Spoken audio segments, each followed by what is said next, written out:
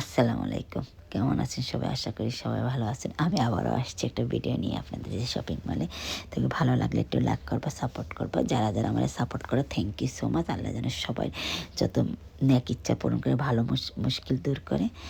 আর আমি দোয়া করি আপনারা ওলা সবাইকেই সাপোর্ট করবা। সবাই ওটি বা অকলরে আসলে সাপোর্টের ইম্পর্টেন্ট, সাপোর্ট করুন। আমি আসছি আসলে শপিংয়ে, তো আপনাদেরকে একটু শেয়ার করি শপিং মলে। যখন শপিং মলে ঢুকলাম তখন আমরা বাংলাদেশের লেভেলে একটা কাপড় দেখলাম।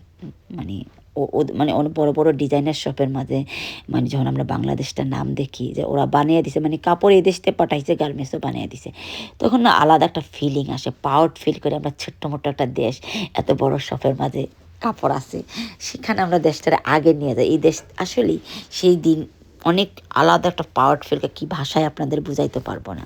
কাপড় যখন দেখতে চাই, নিজের দেশের মাটির জিনিস, নিজের দেশে এই জিনিসটা আছে সব। তো যে যারা এই পরিশ্রম করতে, শ্রমিক অকল, ভাই বোন অকল, সবাইকে শুক্রিয়া, থ্যাংক ইউ সো মাচ।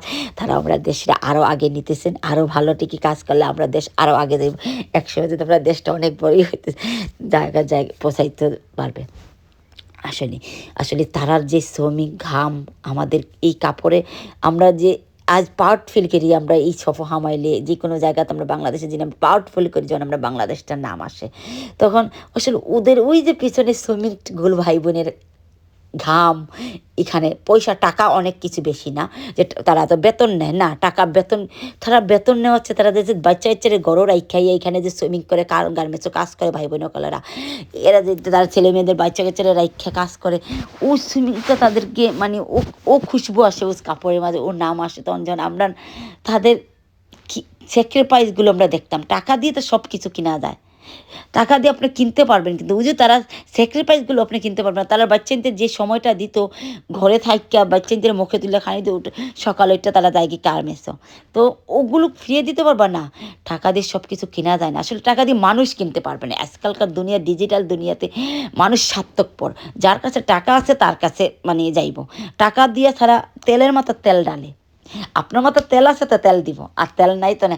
এক বোনের কাছে টাকা আছে, আরেক বোনের কাছে টাকা নাই, তো ভাইয়া কী করবো? কোন বোনটা খবর নিব? বড়ো বোনটা নিব, ছোটো বোনে নিত না। ছোটো বোন একটু গরিব, বাগনাইতেরও খবর লইতো না।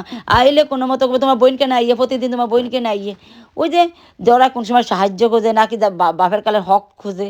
তো টাকা দিয়ে সব কিছু পাওয়া যায় না। আসলে আগের কালের মানুষ, ভাই বোনের মাঝে যে মায়া মহব্বত আসলে এখন এটা পাইবেন না আপনি।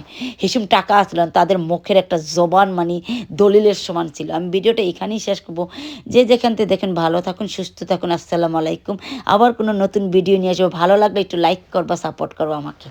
যেমন আগে দলিল ছিল না, মুখে দিলেই তো আচ্ছা তুই ও সাইডে নিজগি জায়গা, ও সাইডে নিজগি, আর এখন দলিল দিয়ে এলো, 2 নাম্বারই করে, চিটিং করে। তো কেমন আগে, এখন মরি গেলে দাম থাকে, মরা মানুষের দাম, জিতা মানুষের দাম নাই। এখন মরি গেলে কানবো, আর জিতা থাকতে একবার খবরও লইতো নেই বাইরে আর বইন্ডে।